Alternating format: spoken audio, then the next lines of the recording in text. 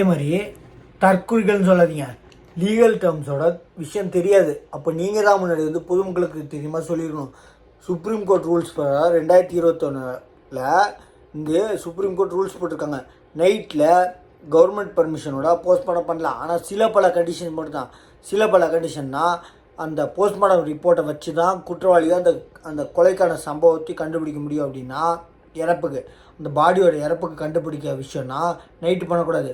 Wrap, POCSO cases, அதாவது minor குழந்தைங்கள rape பண்ண விஷயத்தில் பாடி கிடச்சுன்னா அந்த விஷயத்த பண்ணக்கூடாது போஸ்ட்மார்ட்டம். அதே மாதிரி நைட்டு பண்ணிங்கன்னா எக்காரணத்தை கொண்டு வீடியோ பண்ணணும், தெரியுங்களா? இப்படி இருந்தால் மட்டுமே பண்ண முடியுன்றதை நீங்கள் பொதுமக்களை சொல்லிடணும். நைட்டு பண்ணலாம், சுப்ரீம் கோர்ட் கைட்லைன்ஸ் கொடுத்துருக்காங்க.